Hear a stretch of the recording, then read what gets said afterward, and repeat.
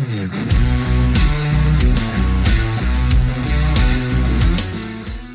right, so this is a shift, a breakthrough that I've been waiting 20 years to figure out. Just came to me now. And just quick disclaimer, I just got back from a speaking engagement in Atlanta and I'm sick from traveling. But I didn't even want to make any videos, but I have to document this. So imagine your identity controls everything. You can have a high quality piece of information. I've been meditating 1 to 2 hours a day, and listen to what I'm going to say. And if you don't listen, then it's not for you.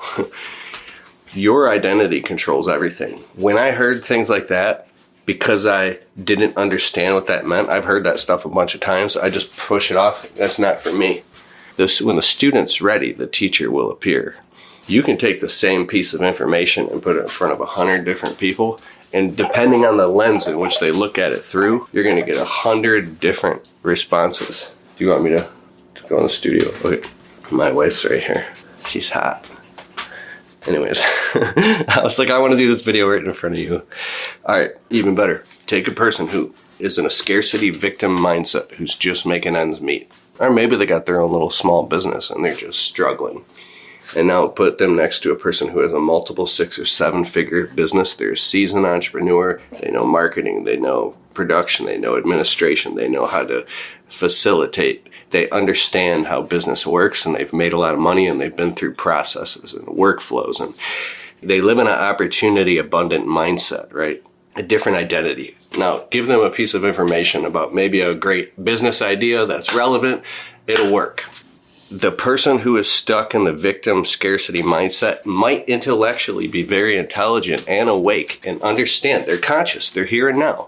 They'll understand all the information coming in and they'll get excited. They'll be like, yes, oh my God, that's a genius idea. See how I'm looking up? That's a genius idea. Oh my God, I could actually do that. They could get excited. They could start forming plans in their head, and it's great. And as soon as they feel like they're going to reach up and start doing it, and they might actually take some action and get a little bit of progress. But what's going to happen is, because of where their identity is, take a pendulum swinging like a grandfather clock, right? Their identity is here. Then the self-limiting beliefs that are controlling from behind the scenes, pulling the puppet behind the strings, the deep subconscious negative programming from growing up broke, around broke parents, people crying about money, whatever it is, guilt, what are people going to think, whatever it is going to pull them down like kryptonite and make them feel like it's so hard. And maybe they're approaching it with just a technician mindset, that they don't have the integrated relationship entrepreneur mindset of how to approach it as a facilitator. They're approaching it as try hard technician work, dig with the shovel. So they might make a little progress, but their identity is going to pull them back like this, like an anchor, and they won't be able to actually just do it. And even if they make some progress, they might quickly get burned out, and the pendulum will just swing back to where the identity rests and is holding them, and they'll give up. It's too hard. I can't do it. I thought I could do it. I was excited. And they don't understand why, because the identity is controlling them behind the scenes. Now, same piece of information to the multiple 6 and 7 figure entrepreneur whose identity lens is at a different spot. Just different relativity. When they hear that information about the good idea, they might already be, you won't even have to finish telling them all the information. All they need is the inspiration, and they're already setting plans of action. They already see the end result, and they're already extrapolating other people that it can help that the original information didn't even imply. Because they're thinking not linear, but they're thinking geometric, because they're spiritually in the quantum, which is not bound by space and time. It's not stuck in linear units of measurement. It's geometric, right? It's not 1 + 1 = 2. It's like 1 + 1 = 18 type shit, or 25. So what I mean is their identity lens is up here. So when they hear an idea, it swings up to their identity. They already see it already done, and they're like, oh my God, this is a great idea. This needs to be done yesterday. And what sector or fashion or sector of our business, we already have tools. We can get this done, and it's already done, and they're already done. Listen to what I'm saying. With it to the point where it might even be an underqualified idea. Like, is that going to make us 20,000 in the first 30 days. Like, they're qualifying it like, can we fit this in? Because this is a good idea. How is this good? Like, how could I say this, man? Their identity lens of qualifying opportunity is they're operating from the end result. As soon as they hear about it, they already see what the result looked like. That's the next thing I was going to say. Now, I want you to fast forward in identities past the identity that I'm talking about to an even higher identity, and higher beyond that to where ideas like that, you're like, oh, that was 15 years ago. I remember when we used to do that. That was Pookie in the sandbox type shit. Yeah. That led us all the way up to this. So it's so far down. It's such an easy task. And they say, what would this look like if it were easy? That it's like way down there. Oh yeah, I remember we had that idea. That's when we were thinking small. Now the victim mindset, that little tiny thing, is like, oh my God, it's this little mountain, this little molehill is a big fucking mountain and they can't do it. But the only difference in all that is the identity. Now the victim's going to say, well, of course, they've got money in the bank and they've got connections and they've got all these things. Fuck that. They do have that, but why?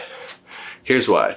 Because people who have identities that are aligned with spirit, you can say God's law, consciousness. I'm not talking about fleshy, living in sin bullshit, living in shame, guilt, and fear and anxiety, which triggers negative belief and negative belief systems, which pushes opportunity and pushes positive people away from you. I'm talking about when you get rid of negative shit in your life and you cut anchors and you align with God and the Holy Spirit, and then you develop high beliefs and high expectations, and you develop conviction and confidence, and you become convicted in your beliefs and what is right, and you know it, and you're doing it no matter what. You're going to start attracting people to you. People, places, tools, technology, systems, information. You'll repel away negativity and start attracting the right people, places, and opportunities to you because you're convicted. I've seen this happen in my own life. As soon as I got convicted about my landscaping business, the clients started showing up. The right employees, well, employees are really hard, but employees started showing up. When I got convicted about my videos and online business, you can hear it in my voice right now. People believed it, because conviction is something you can't fake unless you're a sociopath or a psychopath, right? We were learning about that last night in some videos. That's crazy, right? You have to have discernment. But when you become convicted, that's the one powerful piece that you have within your control of influence that you're not seeing. So the people that are in the abundant lens operate from a place of conviction and discernment, and they cut right to the truth. The people that are in the scarcity victim lens, where the pendulum is swinging way down here, like no matter how much you try to pull the pendulum and get them to believe it, swings right back to where the identity resides. They're stuck in a negative low scarcity and attracting other people like that.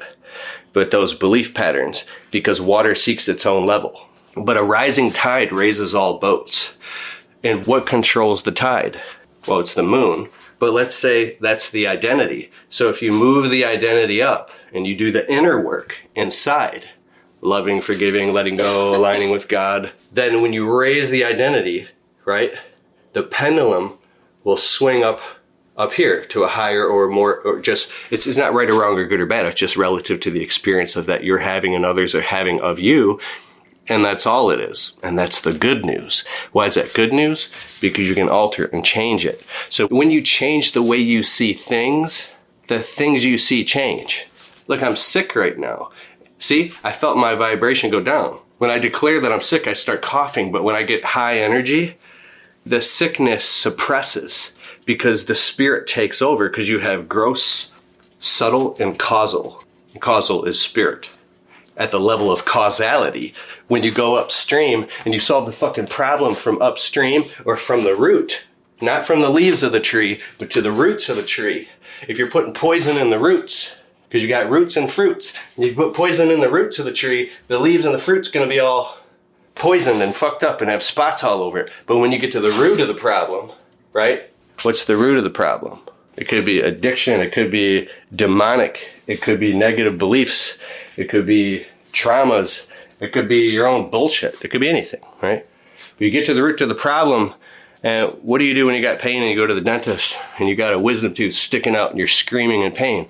He goes and he extracts it, sews it up.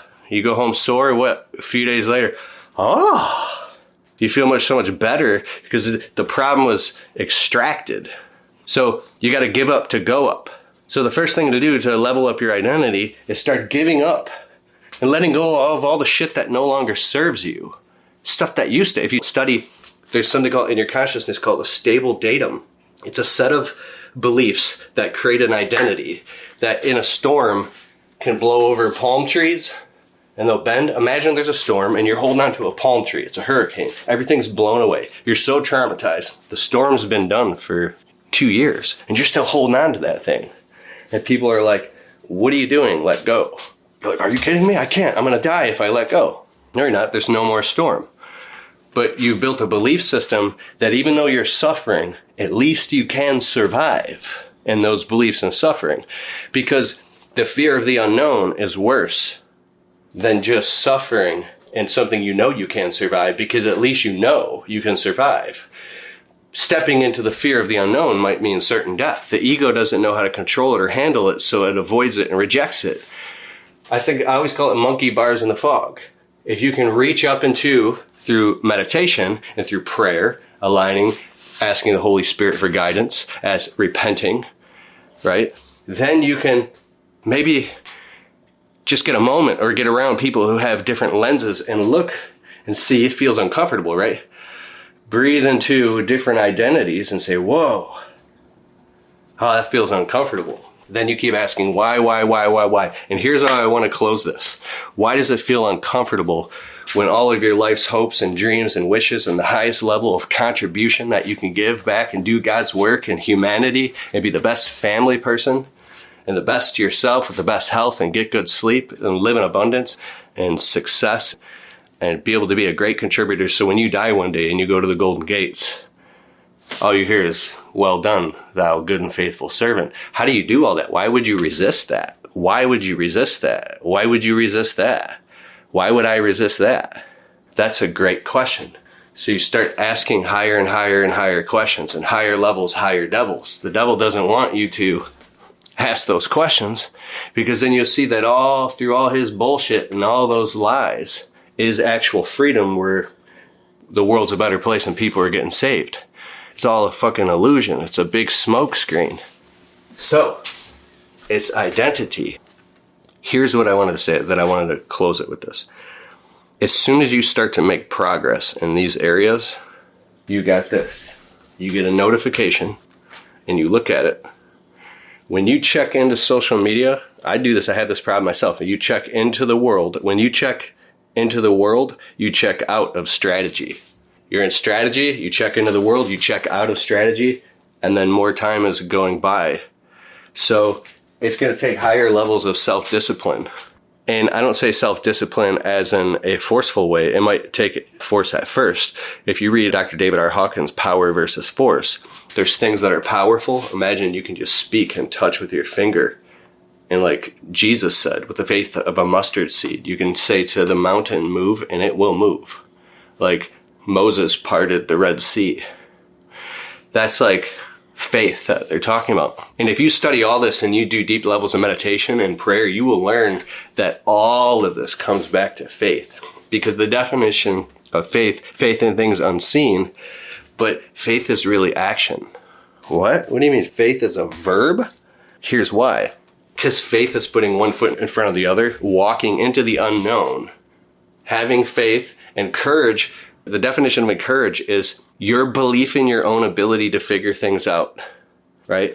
You're towing the line and holding yourself accountable, saying, I will make this work step by step and I'll figure it out because my heart's in the right place.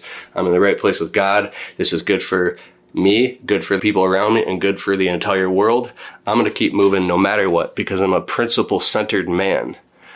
When you walk like that, that's how you can start to open up these lenses that I'm talking about, because now there's thoughts, concepts, precepts, then there's methods, then there's principles, then there's doctrines, then there's maxims. You have all these different levels of truth into what we call exclusive equity, which is the articulations, non-religious articulations of Christ. And I don't even know what I'm talking about here, but I'm learning this. So when you can see and take your hat off and bow before the one and only Lord of Lords, King of Kings, and see how he saw? That's how you can see through a higher lens, because he gave that gift to us to see through a higher lens. Why would we not want to do that? Why would we not want to do that?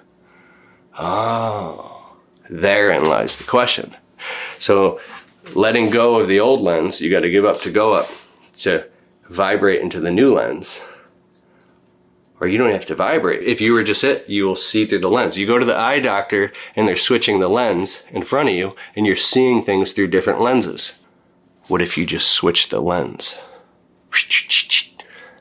Or clean off, the prism is cloudy. The prism is clouded. Clean the lens so you can see. Imagine if there's white light and you see through a prism and you can see the entire spectrum. And now I once was blind, but now I see. Now you can see because you're seeing through the maxims of equity, the eyes of equity. You have equity eyes. Oh my God. I'm sick right now. I think part of being sick is I'm like not thinking how I'm normally thinking, and I like how I'm thinking. Honey, I love you. My wife's got, I came home and I got her sick too. She's used to this crap. Do you love me? Mm-hmm. She goes, mm-hmm, with her whole heart. Okay, I gotta go hang out with my wife. I'm so excited right now. Yeah.